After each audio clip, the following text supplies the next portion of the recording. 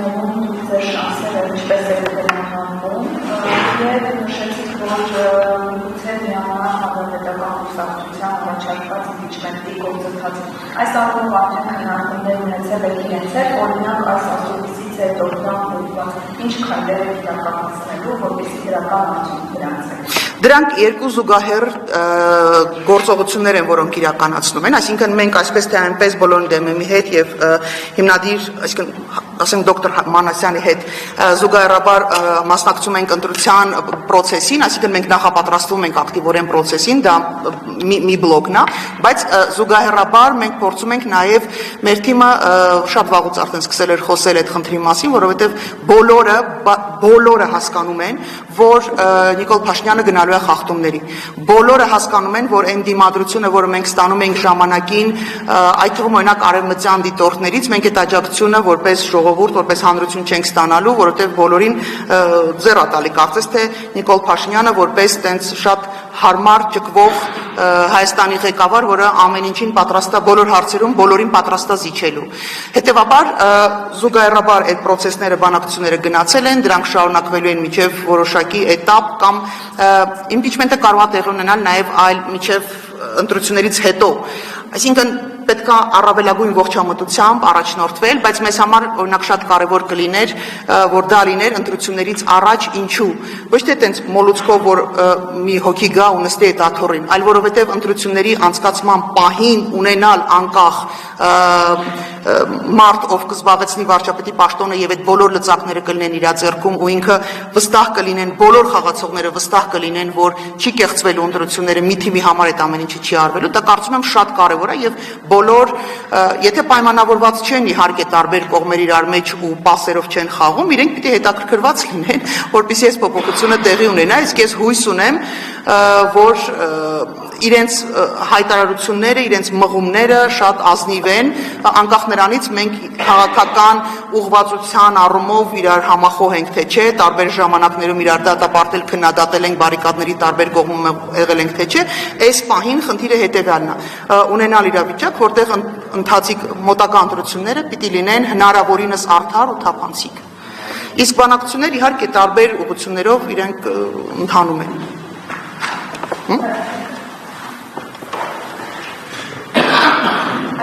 Հնարավոր համագործակցություն կարող է լինել impeachment-ի գործընթացը։ Դա ամեն դեպքում այդ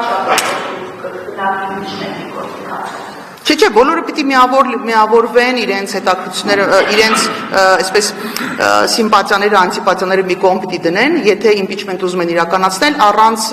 պարլամենտում եղած ուժերի դա հնարավոր չի իրականացնել, որովհետև impeachment-ը շատ հստակ process է։ Այնտեղ պիտի լինի նախ ձայներ պիտի բավարար հավաքվեն, որպեսզի կարողանան ներկայացնել process-ը, ընթացք լինի, քննարկում լինի եւ հետո քվեարկություն պիտի լինի, որի ժամանակ պիտի նաեւ տարբեր միջոցներով օրինական, իրավական, սահմանադրական միջոցներով կարողանանք համոզել նաև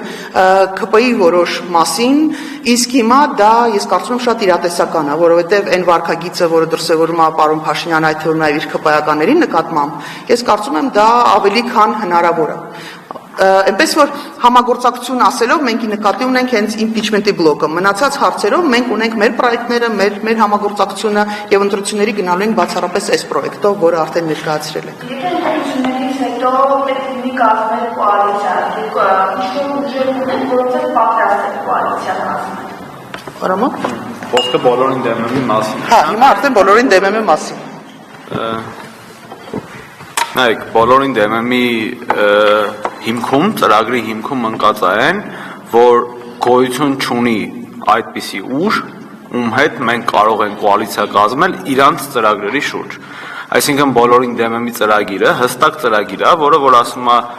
մենք գալիս ենք իշխանության, 100 օր հետո գնում ենք, այս 100 օրվա ընթացքում փոխում ենք ընտրական օրենսգիրքը ու կազմակերպում ենք նոր ընտրություններ։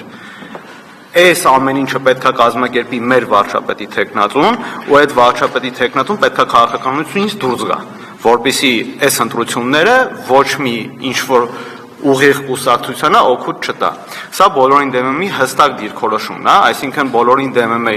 ինչ որ ֆորմատով որ հայտնվի ազգային ժողովում ու բոլորին դեմ է ինձ կախված լինի իշխանությունը ով է լինելու, ասենք պայմանական, հենց ուղիղ օրինակ բերեմ, կամ ԿՊ-ին ասենք մեր ձեները պետքա տանք, կամ պետքա Սամվել Կարապետյանին ուժի տանք, ոչ մեկին չենք տալու մեր ձեները, մենք ասելու ենք ժողովուրդ ջան, մեր ձեները բոլորին դեմ եմ քաղաքացիների ձեներն են, իրանք ինչ որ կոնկրետ գաղափարախոսական ուղղության, ինչ որ կոնկրետ ուրիշ ծրագրի ձեն չեն տվել, իրանք ձեն են տվել մի բանի համար, որ այս երկրում վերջապես մենք արդար ընտրություն ունենանք ու մենք չենք կարող այդ ձենը ոչ մեկին տանք։ Այդ ֆորմատում թե ընդդիմությունը, թե իշխանությունը հնարավորություն է ունենալու մեր վարչապետի տեխնատուին տա իշխանությունը, որ կատարենք այս փոփոխությունները։ Այսինքն մեր դիրքորոշումը շատ հստակ է եւ հետեւաբար այ հետո ընտրություններից հետո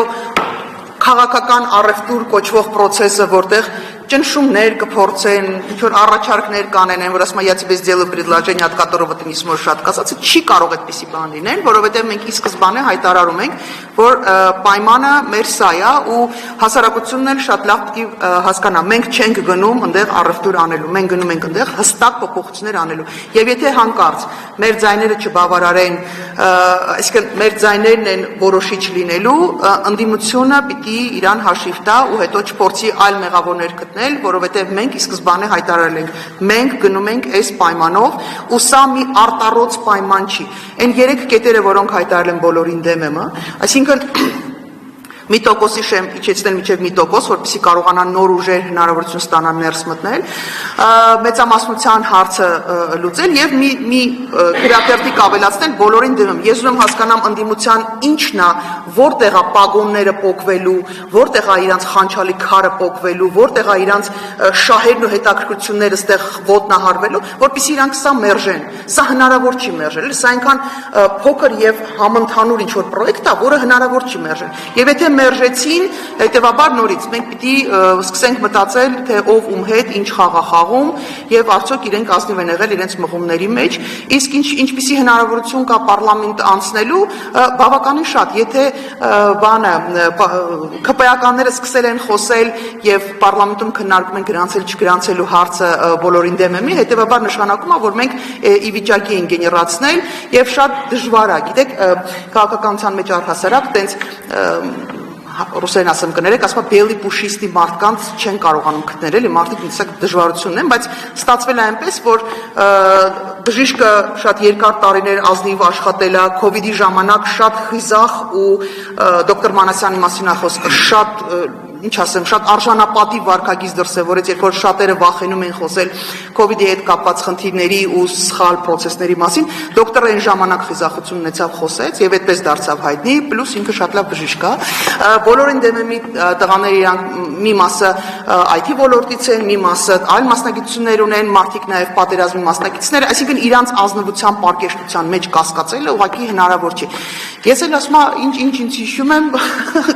իրավապաշտպան գործնեությամբ եմ զբաղվել, ինձ էլ է շատ դժվար մեղադրել ինչ որ մեկական լինելու կամ փոքր խմբակի շահեր սպասարկելու տեսակից։ Այն որ ասում եմ 3 երնեք մի տեղ է հանդիպել, ու այդ 3 երնեկը ես հույս ունենամ նորից մի փոքր կավելանա, լավ կլինի, չի ավելանա, մենք այս թիմով կուր թիմով, գաղափարական թիմով, պարկեշտ եւ արժե համակարգ կրող մարդկանցով մենք գնալու ենք այդ փոփոխությունները, այնպես որ բոլորը թող ովքեր որ պասերով են խաղում, թող անհանգստանան, մենք գալու ենք եւ մենք փոխելու ենք այդ մատրիցան կոտրելու ճանապարհով ենք գնալու։